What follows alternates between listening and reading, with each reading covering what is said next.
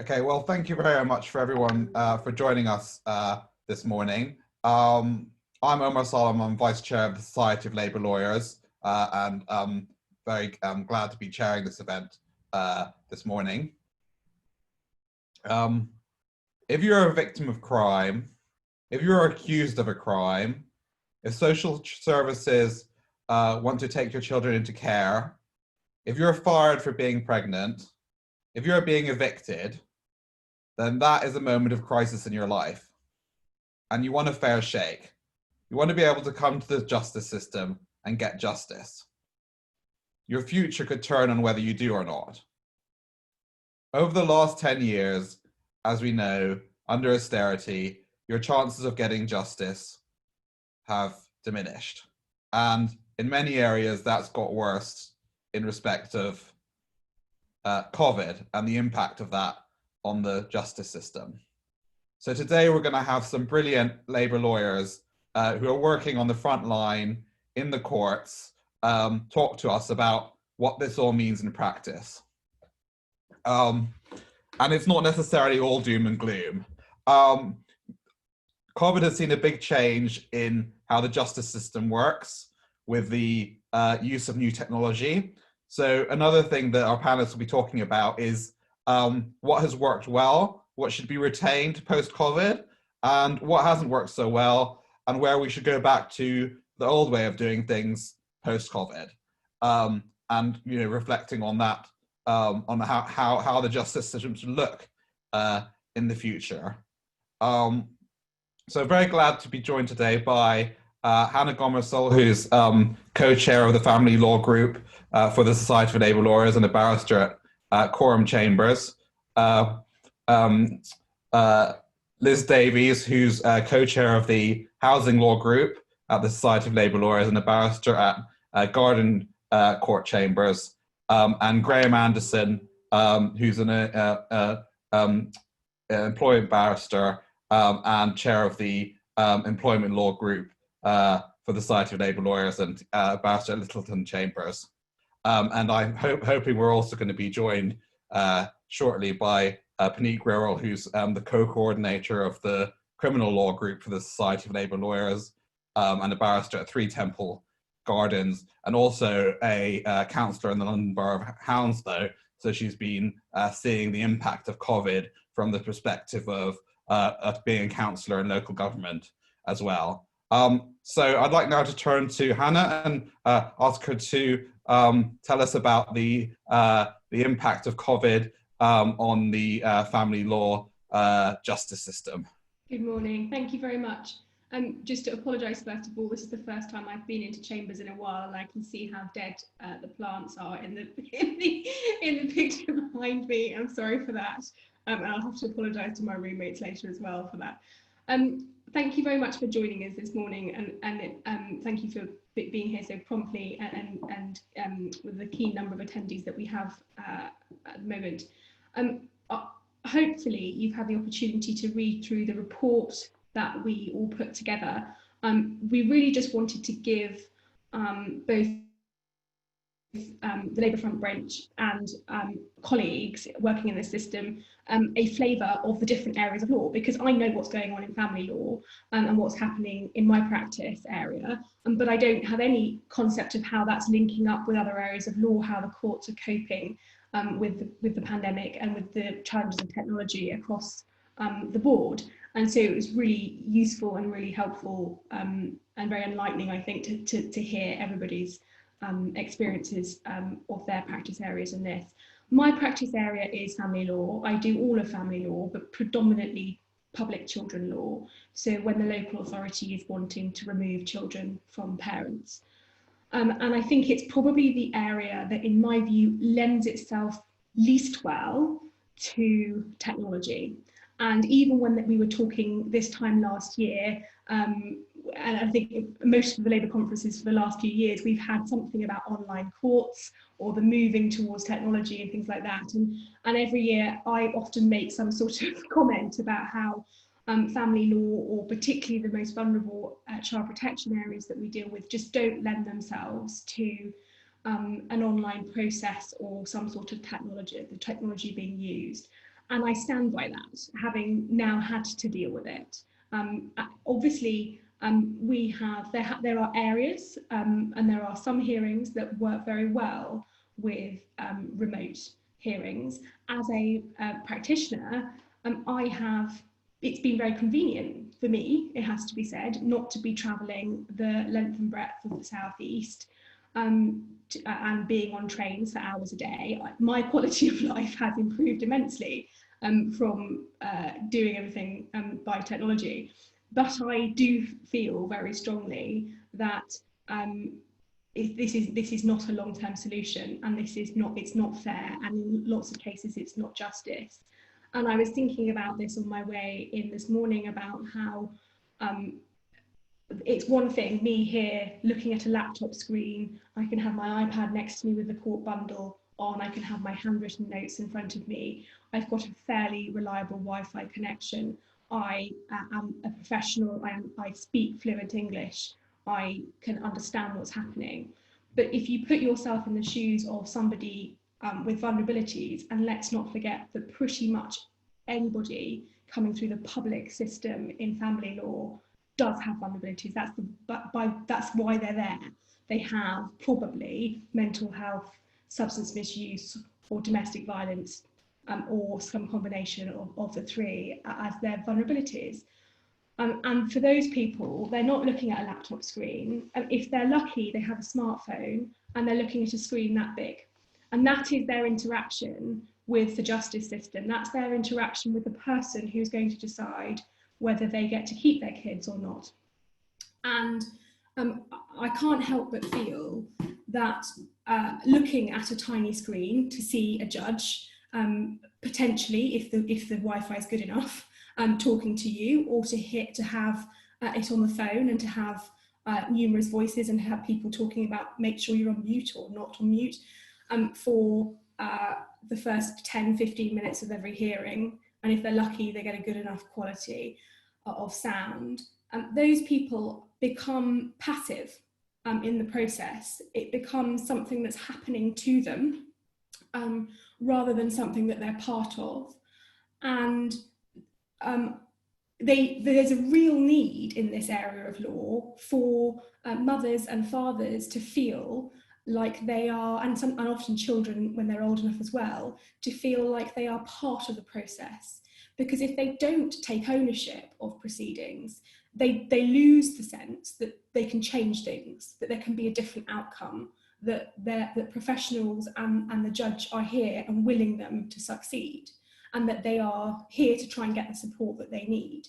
And if they're not active participants in that process, if it's something that's happening to them on a tiny screen that they can only interact with in a very limited way, it's difficult for them to feel ownership of that process, for them to feel like there is a different way, like the decision hasn't already been made by somebody in a back room somewhere. And that's in my view, is crucial for a definition of justice, for actually having a fair hearing and there being fairness in the system. And so it's so easy for us to be excited about the possibilities of technology, but we have to remember that technology poverty is a really significant issue if we're to roll out what we think are great Zoom hearings and great interactions on the CVP, the new CVP platform. You'll see in the note that was written now some months ago, I think in the peak of lockdown, I wrote the family law section, that some things have moved on. I've now had 3 in-person hearings since then. But the majority of family law cases are still, the vast majority are still happening by video link, and the court system would have ground to a halt if those weren't happening by video link. So I'm afraid I don't have a perfect solution, but I do think that when we are talking about technology in the courts and being excited about some of the possibilities that we've discovered through the lockdown, we need to remember that for a lot of people, they don't have access to the same technology as us as professionals. And often there are vulnerabilities such as mental health, language difficulties, sometimes learning disabilities where they require intermediaries. which don't lend themselves at all well to having to participate through a process on a screen.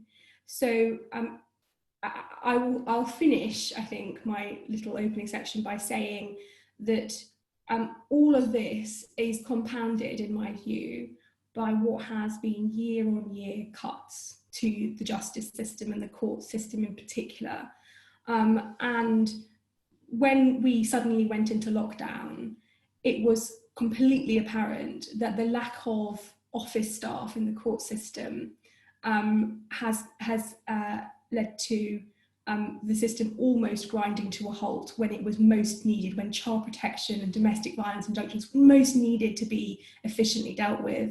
There was a period of time at the beginning of this crisis where solicitors didn't know how to file those applications because there'd never been a way to do it that wasn't on paper, and the court systems just weren't set up for it, and there was nobody to contact.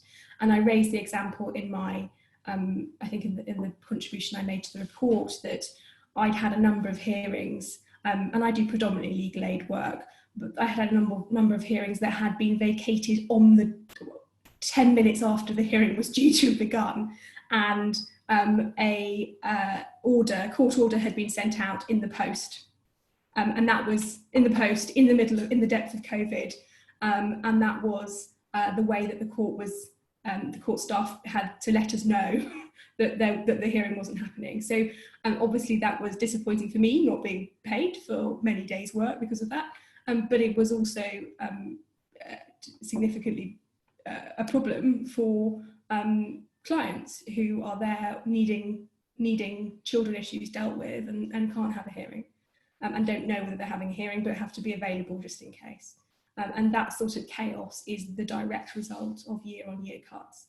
And so technology takes staff to administer things, and that's what is lacking. I think I've probably said enough now, so I'll let somebody else speak, but thank you all for joining.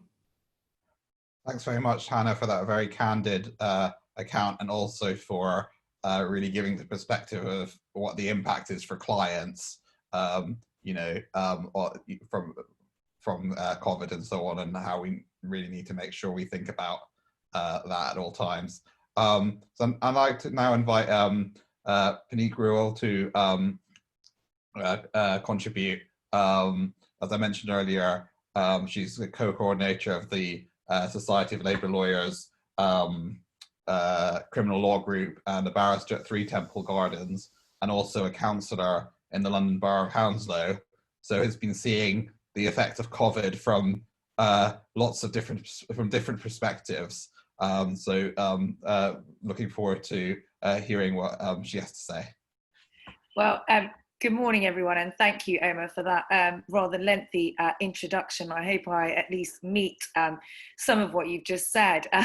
Starting then from the criminal cases and backlog and the way in which the pandemic's affected us. Now, we know, and the government are using the pandemic almost as a justifier as to what the backlog is. And we all know that the justice system, particularly the legal aid system, it is one that's been underfunded for many, many years. And those working on the front line, so barristers like myself that do a lot of defence work, which is funded through the legal aid system, are the ones that have met those cuts or been forced to continue to work with those cuts and just see what happens. And what's happened is we've been left with this pandemic, which has just made what we had already a lot worse. So I know the report goes into detail, and Stephen's section in particular deals with the fact that there's been at least 40,000 cases developed during this backlog, and that number is increasing, unfortunately, by the day. Accused people spending time in custody for longer than they should have to, and those being some that may ultimately be found not guilty.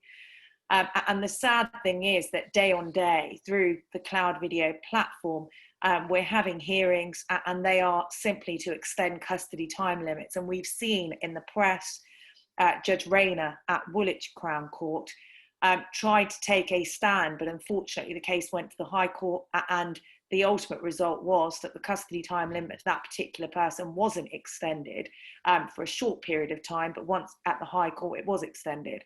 And so we're almost left with a battle that we are never going to be able to beat, because you've got clients saying, well, look, miss, I've been in custody for this long and I need my trial. I need to get out. I'm not able to see any of my family. I'm locked in the cell for 23 hours and 40 minutes a day, sometimes being able to have a wash and sometimes not. And you really can't say anything to them because, well, we are where we are. We await their trials. Some people being told, I was at Isleworth, that, well, your trial's going to be in May 2022, and almost making us fall off our seats. But those that are in custody just have nothing to say, remain shocked.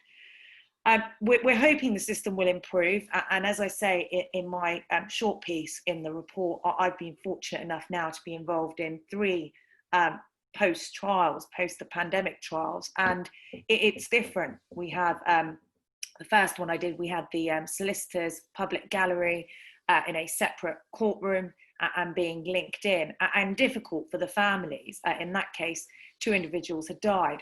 And so they wanted to see that justice was being done. And for them, not being in the same room, felt as though justice wasn't being done. And unfortunately, there was havoc in the courtroom and outside, and there was a big police presence as a result. So it doesn't work for everybody, but the courts are doing what they can, and they are trying to keep the courtrooms as clean as possible between cases, and they are wanting to get more on. And I know that St Albans is now trying cases as of the 14th of this month.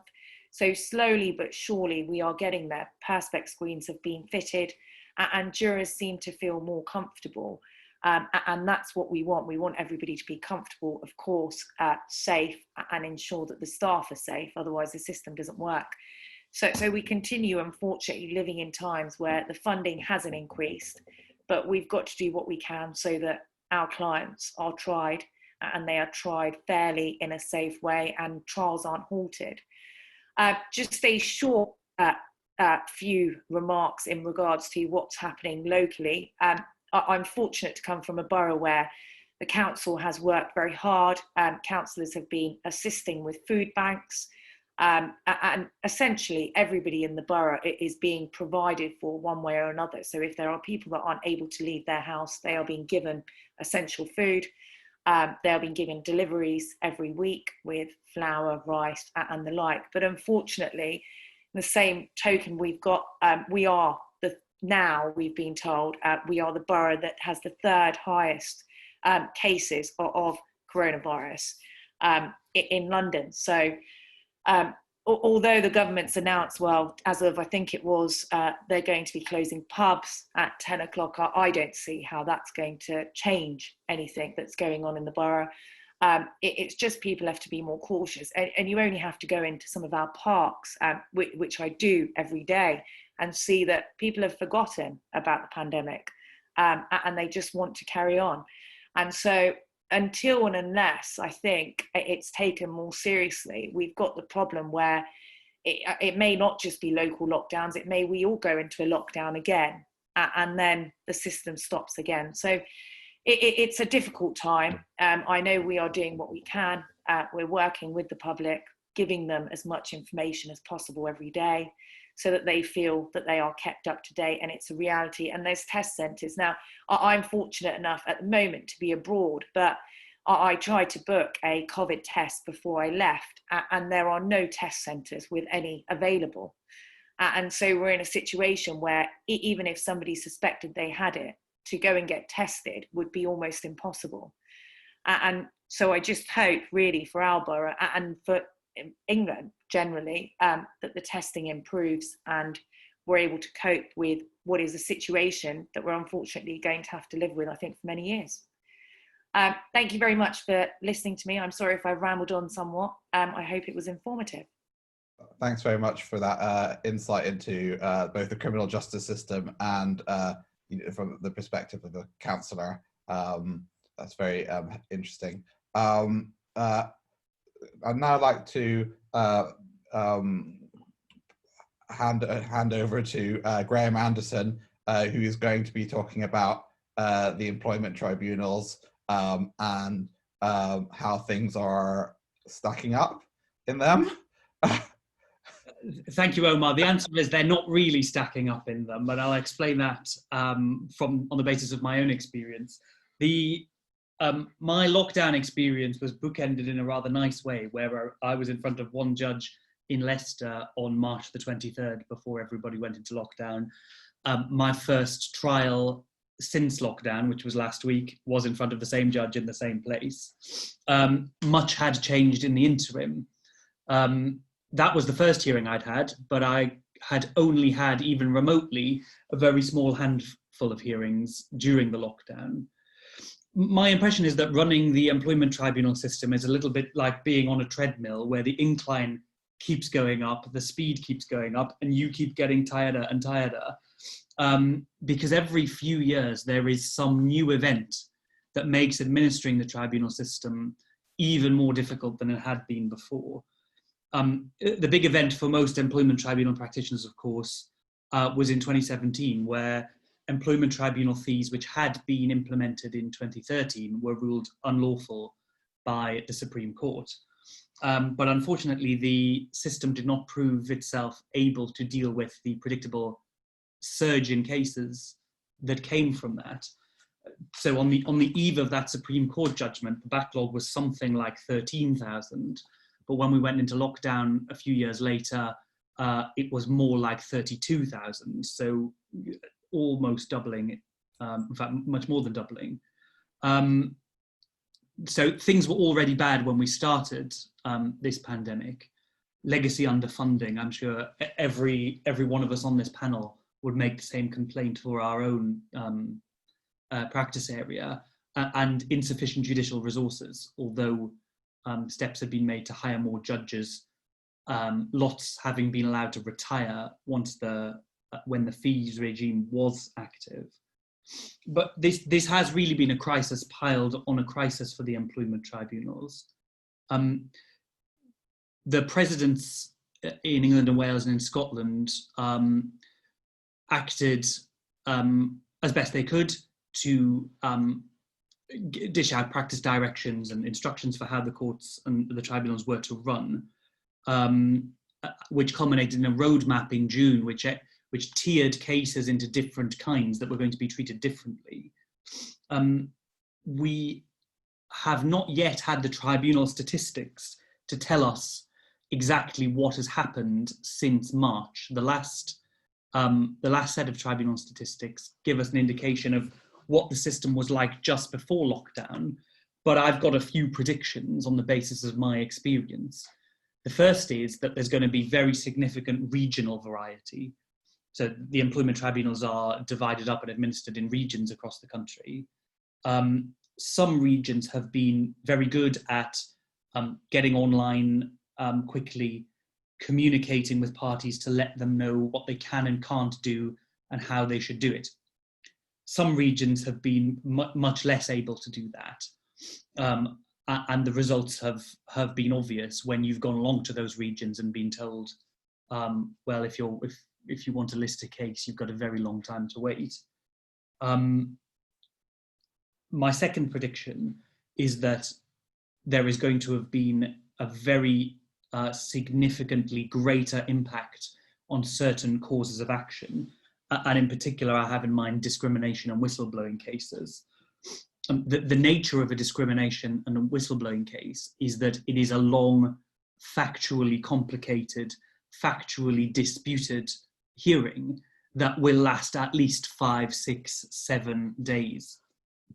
Having to do that remotely, not something I have yet been asked to attempt, but frankly, it is a Herculean task.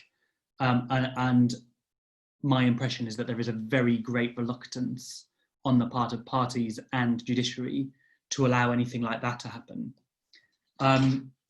So the upshot of that has been that when I have been going along to hearings, to list cases, I've been being told, not only do you have months to wait for a listing, Mr. Anderson, you've got years, plural, to wait.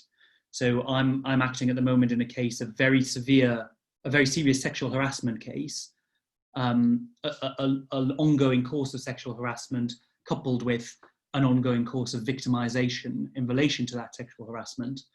We tried to list that back in July and were told, well, I can't even list it, but the earliest you are looking is probably spring 2022. So my client, who has already been suffering with the after effects of his treatment for about 2 years, will now have to wait another 2 or thereabouts. Add to that the fact that there was a period at the very beginning of the lockdown when effectively no cases at all were being decided. So I predict that the backlog, just in pure numbers, is going to be very, very severe indeed.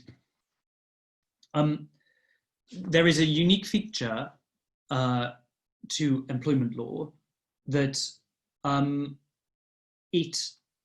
I would say more than any other practice area, although someone might say I'm wrong about this, not only is it impacted by the virus because of the effect on the judicial system's ability to deal with cases, but the virus is causing many more cases. So I've already started to see a new crop of corona-related cases. I had a case come across my desk last week about furlough fraud, about employers who were making employees work but also putting them on furlough.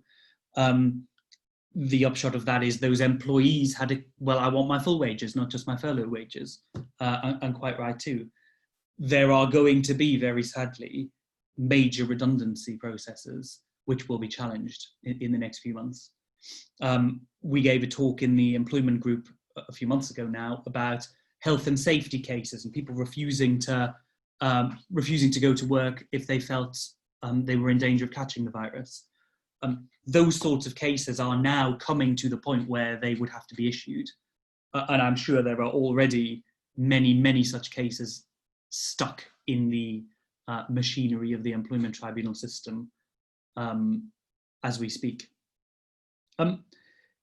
It's not all doom and gloom, as Omar signaled at the beginning. One of the, I can see 2 main upshots, positive upshots to what's happened. One is the use of remote hearings, and I fully understand what Hannah says about not being too celebratory about that fact. But it has been positive to see judges embracing those sorts of the opportunities of technology where the parties are able to do so. In my line of work, there are plenty of parties who aren't. I deal with a lot of disability cases where disabled people are unwilling or unable to use remote technology, and it's quite right that they have to be accommodated. But we have a practice in the employment tribunal where both parties are legally represented, both parties have agreed all the issues, and there's very little between the parties, but you nevertheless have to get on a train at 7 o'clock in the morning to trek up to Nottingham, to sit in a waiting room for an hour, to see a judge for 10 minutes, to then come all the way back to London. Well, all of that could be done remotely, and I hope will be. And the second thing is that tribunals are becoming more robust in taking decisions on paper, where in the past, again, you would have to rock up for a hearing when there will be a simple evidential point that can be dealt with on paper, and frankly is just as well dealt with on paper. And I hope that is something that will continue. So while there is a very rocky road ahead, there is cause for optimism. Thank you, Omar. Thank you, Grahame, for that very broad overview of the situation in the employment tribunals. And I, for one, don't like the idea of treadmills getting steeper. So I'm with you on that one. So I think our next panelist is trying to log back in, Liz Davies. So maybe we'll take some questions in the meantime. We've got a couple of questions in the system already, but if you want to add more questions in, you can just go to the Q&A box and type them in, and I'll be. Oh, here's Liz. So let's just change course again, and hopefully Liz is going to connect, and then hello, Liz. Please do put questions in the while Liz is making her contribution, and then after Liz finishes, we'll do some questions. So over to Liz to talk about evictions. I have to admit that I have lost track of where things are with this, because it seems that every time there's a deadline, it then gets moved and so on, and that is probably not a very functional way to do things. So looking forward to hearing what Liz has to say about that. Thanks, Omar. Thanks, everybody. Grahame, sorry I lost you halfway through. I think I've just demonstrated the perils of hearings by Zoom and what can go wrong. I'm going to run through what has happened about evictions, the ban on evictions, where we are now since the 26th of March. On the 23rd of March, the Secretary of State, Robert Jenrick, a man who's got his own problems in other areas, but said that nobody will be evicted as a result of coronavirus. That is not going to be the case. We are going to see substantial number of evictions as a result of the economic effects of coronavirus. It will take some time to come through, but we are going to be seeing them from the end of this year and certainly escalating over next year. The government's first response was really quite extraordinary for those of us who've been working in the housing sector, because on the 26th of March they did two things. They put a moratorium on the courts hearing possession claims and on bailiffs enforcing evictions. So absolutely no evictions or no orders for evictions, possession orders, were going to happen from the 26th of March to the 25th of June. And they also provided some very slight protection for private rent that had to be served by landlords. The period of notice before a possession claim could be started was extended to 3 months. The norm for Section 21 no-fault evictions is 2 months, and the norm for rent possession claims on the basis of rent arrears is normally 4 weeks. So there was a 3-month notice period. That was the first action. By June, everybody was saying that that was not enough, and Shelter was predicting from survey that they did in June that over 227,000 renters were at risk of eviction. They have now upped that figure to 300,000. In June, the government responded pretty much at what we thought was the last minute. They extended the moratorium about a week before it was due to end to August. We were all gearing back up to possession courts beginning to sit again on the 24th of August, Monday the 24th of August. And then almost literally at the last minute, at about midday on Friday the 21st of August, the previous working day, the government announced that the moratorium will be extended to another 4 weeks, the 20th of September, which was Sunday. And so that took place, and possession claims, courts could start hearing possession claims again from yesterday. In the meantime, the government did legislate to provide a little more notice and protection for private renters in particular. And from the 29th of August, then any landlord wanting to rely on Section 21 no-fault eviction had to serve a 6-month notice period. So that would end at the end of February, beginning of March next year. And similarly, any landlord, private or social, who wanted to bring possession claims on the basis of rent arrears that were less than 6 months, the implication being that those arrears would have accrued because of coronavirus, or certainly during the period of lockdown, also has to give 6 months. But that is not solving the problem. For several reasons. First of all, if any landlord was to gather enough to serve a notice of intention to bring proceedings during the moratorium and to issue their possession claim during the moratorium, it would not have been heard, it would have been stayed by the court, but it would be issued and ready to be reheard by the court once the moratorium lifted yesterday. So any tenant who received a notice during the summer, remain still at risk of eviction and still at risk of having to go to court and have their possession claim heard.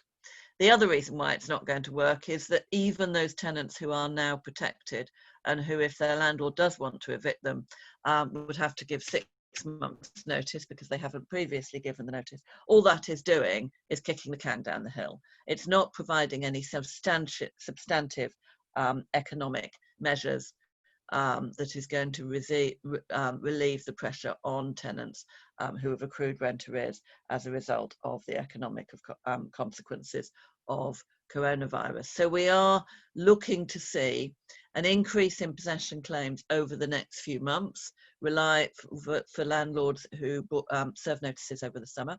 And Generation Rent have estimated that there have been 55,000 notices served. And we're likely to see a considerable increase in possession claims and evictions, and as a result, people becoming homeless from spring, we predict, next year. There were howls of protest throughout this period, and I have to say they were led by the Labour Party. Thangam Debonair and a set of MPs did a very impressive series of questions to Christopher Pincher, the Housing Minister, at the end of July. Shortly before the moratorium, she was calling on, shortly before the moratorium was due to end in August, she was calling on the moratorium to be extended. John McDonnell did a very powerful piece, and then all the housing campaigns, Shelter Crisis and so forth, were calling for more protection, as were local councils, who not only do not want to evict their own tenants for rent arrears, but they also don't want to see a huge rise in people applying to them for homelessness help as a result of being evicted. Renters' unions, campaigns, even the British Medical Association was joining in. And it was that howl of protest that led to this very last minute action by the government. Possession claims are going to come back slowly. We didn't see a whole load of evictions yesterday. It is going to take a little time. The earliest that an eviction can happen, because it has to give 14 days notice, is probably going to be early October. The government expects the earliest eviction to be on the 6th of October. And where there are not already possession orders in place, it will take some time for the courts to hear possession claims. And there is a procedural requirement that a landlord now wanting the court to order possession must inform the court of the likely effects of coronavirus on their tenant, but that makes no difference to the substantive law. The major problem is that the substantive law, no-fault evictions, require courts to make possession orders if the landlord's notice is in order. And the outstanding flaw in the government strategy is that they could have used this time to abolish no-fault evictions. It wouldn't have been a great ideological shift by them, because they are in fact committed to abolishing no-fault evictions and have been. That was one of their general election manifesto promises, and it was in the Queen's speech in December, so it has nothing to do with coronavirus. And it is really quite extraordinary that they are going to allow landlords to evict tenants on the basis that tenants haven't been paying their rent because of coronavirus, on the basis of no-fault evictions, when even the government acknowledges that no-fault evictions in the private rented sector are wrong and that those should be abolished. So the obvious demand for Labour to be making over the next few months is that the government should use this 6-month notice period in order to legislate to bring forward its long-standing commitment to abolish Section 21 no-fault evictions. Labour is also calling, and utterly rightly, for the other, what's called a mandatory ground of possession, 8 weeks rent arrears, which means that if the court agrees that there are 8 weeks rent arrears, the court has no option but to make a possession order, for that to become discretionary rather than mandatory. And the effect of that is twofold. Firstly, that the court can look at all the circumstances, including the tenant's circumstances, and also that the court has the flexibility to make what's called a suspended order. So if the tenant can repay the rent, then they can do so in instalments, continue to pay their current rent, they retain their home, the landlord starts to gets paid rent and gets the outstanding debt paid back, and nobody's going to apply to the council as homeless and need homelessness help. So everybody wins. It seems an obvious form to alleviate this measure, to alleviate this crisis. So far, the government has not been receptive to it. So that's where we are on evictions and possession cases. I wanted to just say one thing about homelessness, which is this. Again, in March, the government did something that it was utterly extraordinary. And it shows what a pandemic can do, because it issued guidance to councils that all rough sleepers, to whom they normally have no legal duty to accommodate whatsoever, because the legal duty to accommodate homeless people is limited and does not include able-bodied adults without children. But guidance was issued that all rough sleepers should be accommodated for obvious public health reasons. First of all, their own risk of catching coronavirus is much higher if they're out on the streets. And similarly, if they are on the streets and they are infectious, then their risk of passing on the infection to others is so much higher. And councils were funded to do it. They cooperated. Nearly 15,000 rough sleepers were accommodated over April, and that was an extraordinary thing. But we are now left in a whole period of uncertainty for two reasons. One is that those were the rough sleepers who were accommodated, who were picked up at the time, but there have been an awful lot of people who have now been sleeping rough as a result of losing their jobs in insecure employment and losing their accommodation as a result, which shouldn't have happened. It should have gone through the courts, and the courts weren't sitting, so they should not have been evicted. But many, many people live in insecure accommodation, and we know there has been a rise in illegal evictions. So we've seen new waves of rough sleepers coming onto the streets. That's been the first problem. The second problem is that this instruction to local authorities did not have the status of law. It was merely guidance. Nobody has been litigating about it, not least because we don't particularly want the courts to say this is merely guidance.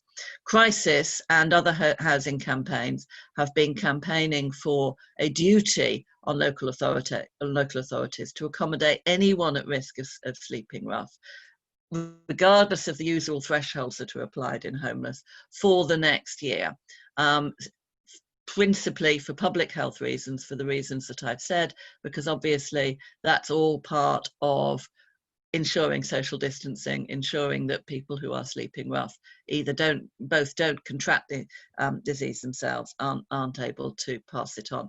There has been a measure of support amongst the Labour front bench. Surprisingly, there has been a certain amount of support amongst Tory MPs, and councils are lined up to support it, provided that they can be funded and that people, many of whom have no recourse to public funds, can, for these purposes, claim benefits. That would be a huge achievement if we were to achieve that, and it would show that something as extraordinary and appalling as this pandemic can actually, with the political will and funding, lead to something as amazing as ending rough sleeping and ending homelessness. And if we came out of it with that achievement, then that would be a small silver lining for the tragedies that we've all been going through the last few months.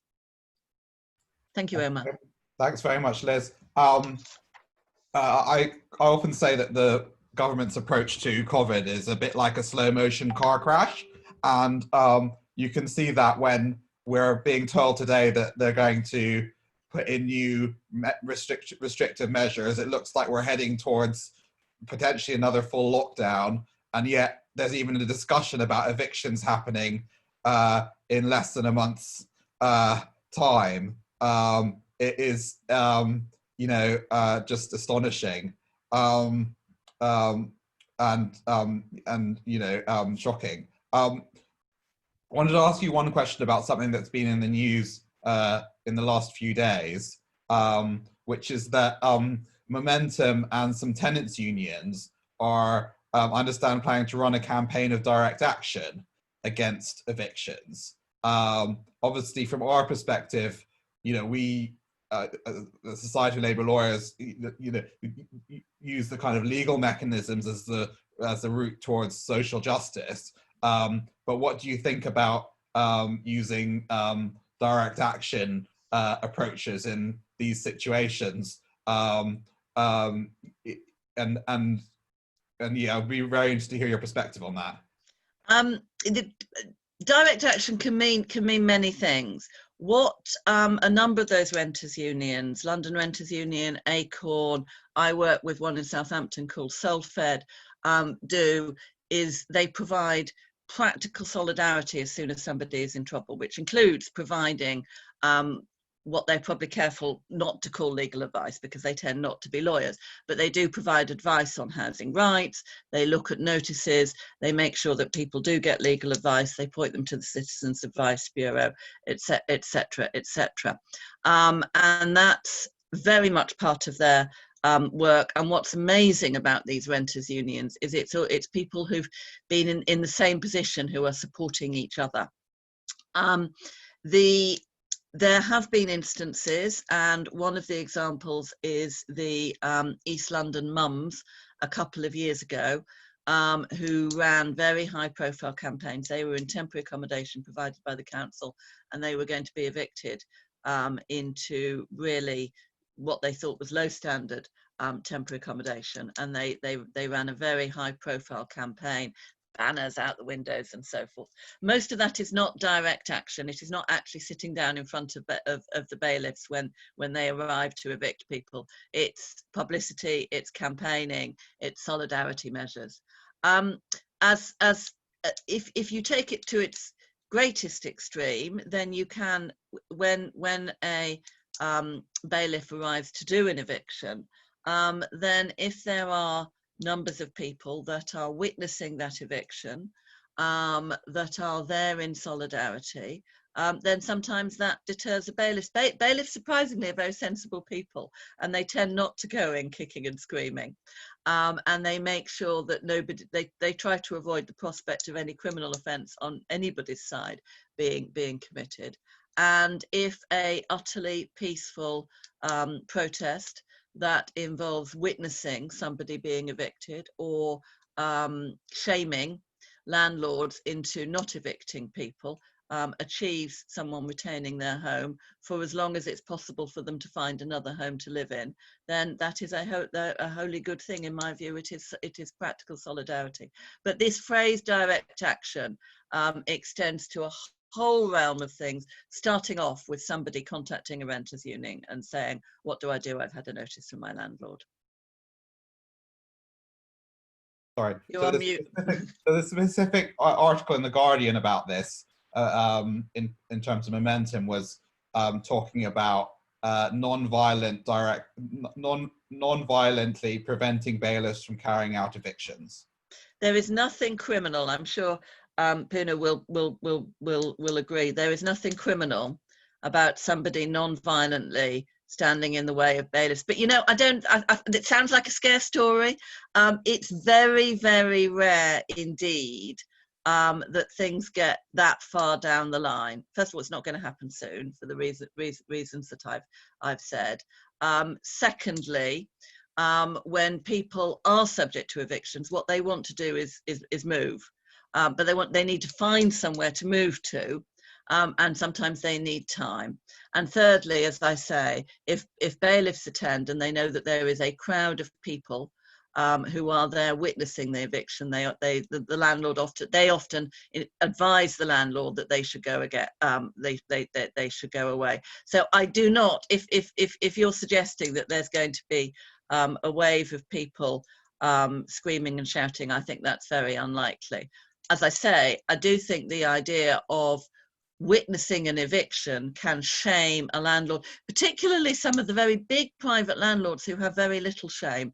And I'm thinking of, his name escapes me at the moment, but the private landlord in Kent who was in front of the courts because he was refusing to rent both to DSS people and to anyone who was non-white because he said he didn't like the smell of the cooking. I mean, that's an extreme case, but there are some private landlords who are absolutely firm about evicting their tenants, either for no reason whatsoever or for rent arrears. And if they can be shamed just for the publicity of that, then that is no bad thing. Absolutely, thank you. So now I'd just like to ask Puneet to respond to, oh, I think we've lost Puneet. Okay. New plan.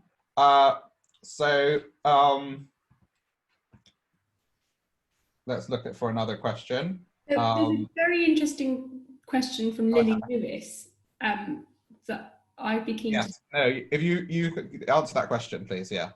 Thank you. So Lily Lewis has asked about ways that because the housing and homelessness campaign was so well run and it led to a difference.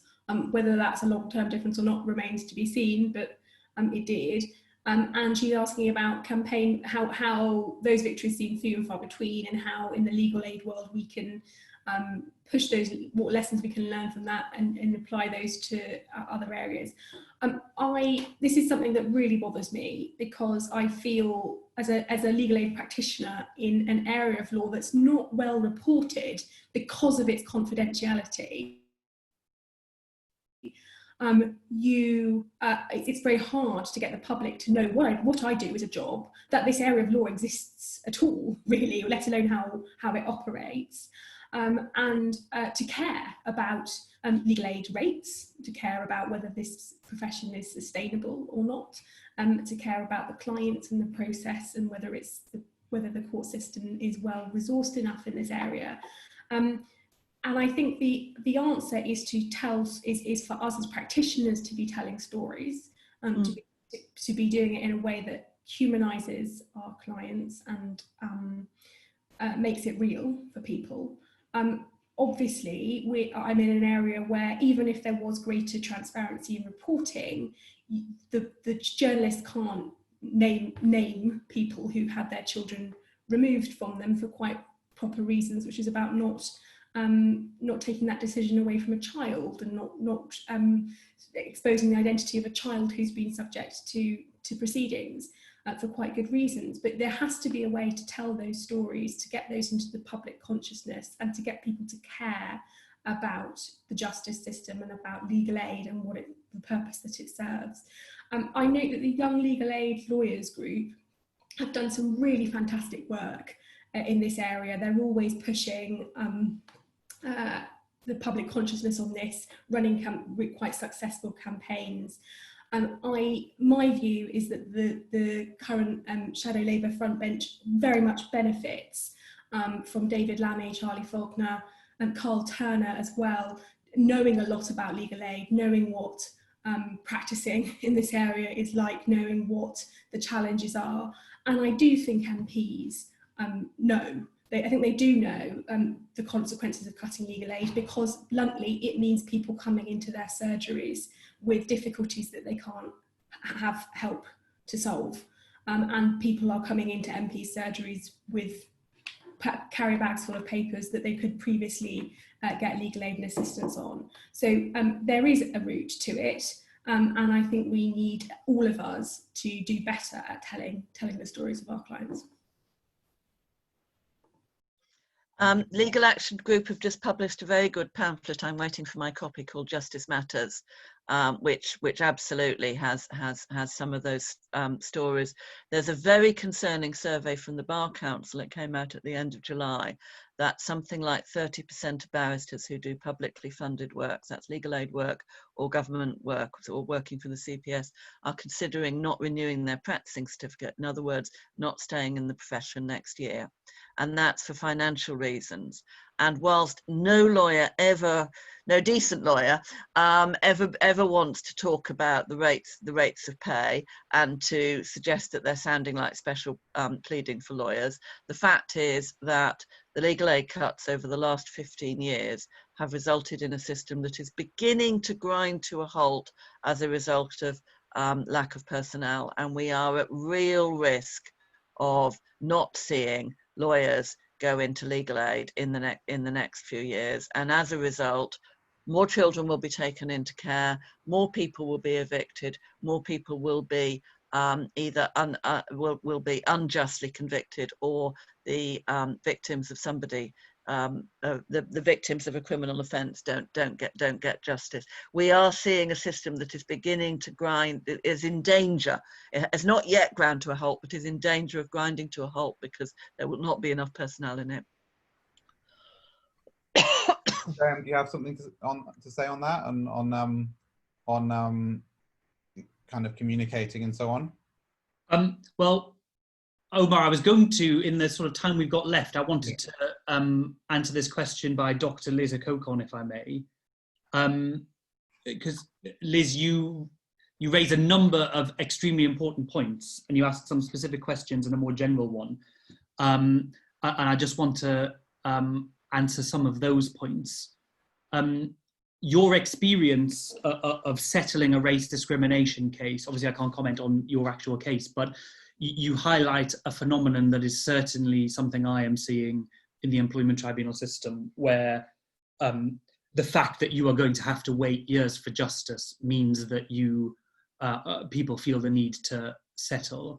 And settling is a good thing, I suppose, in a broad sense, but I have certainly had claimants I've been acting for who've effectively felt they have no choice other than to take a settlement now, rather than because they've got no faith and no desire to stomach a 2-year fight. You talk about being told race discrimination claims can't win. I'm very sorry that you were told that, because it's not true. And part of my job is to win those cases, and they can be won. But you highlight a very important point, which is that they are, when you are on your own against a very large employer, for example, they are very difficult to win. And this brings me to a point that I've been thinking a lot about, which is that the Equality Act, so far as it applies to work, is, as a piece of legislation, is well suited to dealing with specific instances where something happens and specific barriers that an individual has had to deal with, if they can prove it. But one of the, I think, great issues of our time, and it's not something that I pretend I'm going to be able to do justice to in a sort of 2-minute response on a Zoom call, is what you describe as systemic racism, or structural racism, and barriers to all minorities. And that is not a phenomenon, that is not an evil that I think the legal system is particularly suited to rooting out.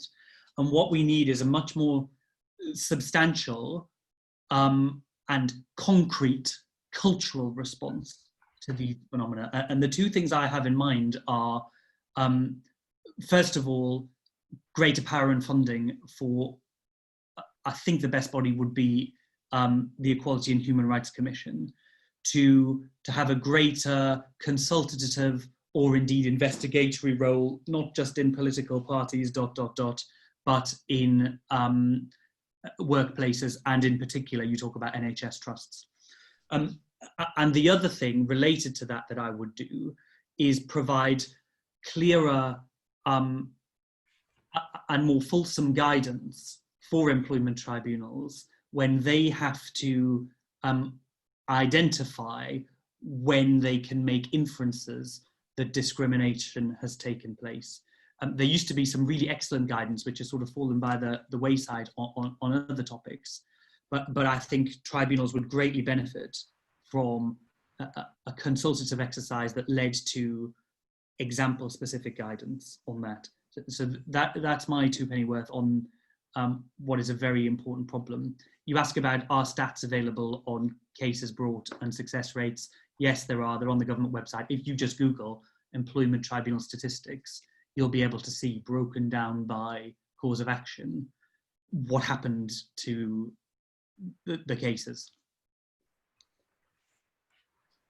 Thanks very much, Graham. Can I just add to that, just to say that in the 2019 manifesto, and possibly the 2017 manifesto, I'm not sure, there was a proposal for I can't remember exactly what they called it, but it was a kind of employment regulator, regulatory body, which is, I think, common in other countries and might have some basis in kind of ILO basis, but that would be able to act in the way that a regulator does, which is to look at more systemic cases, or look at cases where people are not going to realistically bring them to a tribunal. So if you look at something like compliance with the Working Time Directive, for example, it's just not the kind of thing that many people will bring to a tribunal, but it could have a big impact on large numbers of people. So there is a question about whether you need a different enforcement mechanism rather than the only enforcement mechanism being through the tribunal system. And I think that would be a really interesting thing for it to explore, you know, in the society and so on, and how that might work, because I think that could be really beneficial for a lot of people. I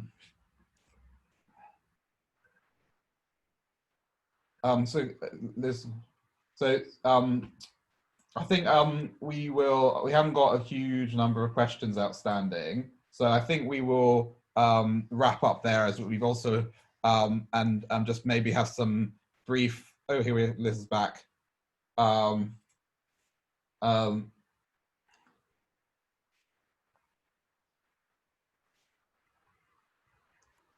Liz, could you just answer this question from James Sandback, which is, could you comment about legal aid housing duty schemes and the problem with running these for remote hearings? Yes. Yeah. Thank you for bringing me back in on that. And I am sorry about my connection. The duty solicitor schemes are going to be back up and running. They are an extremely important part of the justice system, because all of our experience, practitioners dealing with housing cases, is that certainly pre the moratorium, then you would have something like 50 possession cases listed in a morning with a few minutes for hearing each of them, and say 10 tenants would turn up who were facing eviction cases, and at least half of those, usually 80% of those, would either not have tried to find legal advice in advance, or not have been able to find it because of the lack of housing legal advice that there is. So a duty solicitor is there. They see any tenant who has turned up, they see what can be done, and if it's complicated, then they get the case adjourned quite properly. If it's something that there's nothing that can be done, they advise the tenant accordingly, and legal aid pays for that person's attendance at court that morning or that day. Duty solicitor schemes are due to resume. There is obviously a certain amount of concern, as there is everywhere else, about the physical safety involved for everybody. The courts are listing possession claims very lightly and very slowly, and we are not going to go back to the madhouse of 50 possession cases heard in the morning. Each possession case is being given 15 minutes, and I think there is then a 15-minute turnaround in each courtroom between the next one. So it's a handful of possession cases that will be listed on each morning and each afternoon, and as a result, the duty solicitor is going to be able to deal with that. There are ongoing concerns about the availability of duty solicitor schemes across the country, as you know, James, and there are certainly areas of the country where it's been very, very difficult indeed to find any solicitor or advice worker who's got the appropriate level of knowledge of housing law and expertise in housing law to be able to run a duty solicitor desk at court. And if we lose those, then an awful lot of people are going to be evicted, quite simply because there is not the proper, they haven't been told the proper case to be put before the judge that would at least allow a court to think in a bit more depth about whether or not there was a legal case to evict them. Thanks very much, Liz.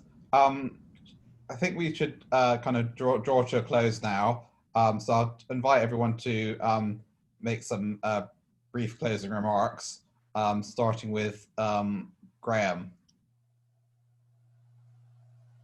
Thank you, Omar. Further to add.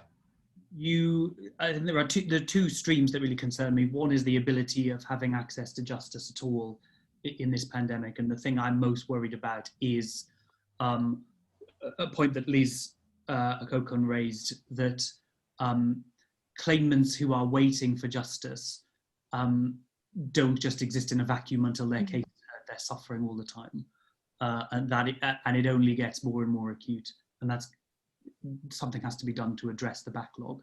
But the second stream is the more substantive stuff that is going to be caused by this pandemic: major redundancies, a disparate impact on minorities and women. And that is something that a more systemic, more fundamental rethink is called for. But thank you very much, everybody, for listening to us. Thanks, Grahame. And Liz, do you have some final thoughts? Well, just this, that before COVID, we had a housing crisis. Crisis, the homelessness charity, and I noticed that there was a question that said, where can we find out more information about the homelessness campaigns? The first port of call is Crisis's website, Google Crisis. But Crisis, the homelessness charity, 2 years ago, estimated that whilst we see rough sleepers on the streets, if you take a definition of homelessness that includes everybody living in temporary accommodation and everybody living in completely insecure accommodation, sofa surfing, moving from one friend's sofa to another every few days or every few weeks, there was something like 3 million people whom you would call under that definition homeless. So that was 2 years ago. I think by next summer we are going to see far more people either on the streets, families with children in temporary accommodation having been evicted from their rented accommodation, and people in the sort of circumstances that I've just described as having no secure roof over their head whatsoever. It is going to be a housing crisis on the level of which we have not seen before. Given that this government seems to be putting money into social welfare in order to try and stave off some of these things, then they should be putting money into council house building, as Labour has consistently called for, and legislating so as to protect tenants' rights, so that if they can stay in their homes and can afford to pay their rent with the assistance of much more generous benefits, frankly, then they should be enabled to do so, because otherwise we're going to see people sleeping on the streets and we're going to see children brought up in miserable temporary accommodation, which does nobody any good. Thank you very much. And Hannah, can you give us your final thoughts, please? Thank you. I think I would just say that what seems to have happened with the court cuts, combined with local authorities struggling to resource things, combined with now the pandemic, has led to really the perfect storm in terms of the perfect storm is brewing for a real social crisis, where we are talking about lots of children growing up in care because they didn't have access to proper housing, to domestic violence support that should have been properly resourced, to substance misuse services that their parents should have been able to access, mental health services working. And when you have all of those things happen at the same time, that they can't access justice to enforce things that they may well be entitled to from their local authorities, it is a real crisis, and we need to get better as professionals on the front line of that crisis in making time to tell the stories of what's happening. Thank you very much, Hannah. I'm really proud to have heard all the contributions today from the panelists, because I think it's a great example of thoughtful and compassionate lawyers who want to do the best thing for their clients, and I think you've all explained really well the situation that's being faced, and it's not just you, but it's lots of other lawyers up and down the country as well. But I think that we just need to get out there and make the argument. And if you're not a member of Society of Labour Lawyers, please do join and get involved. This event clashed with, and also thank you everyone for joining despite the clash with Keir Starmer's first leadership speech. That's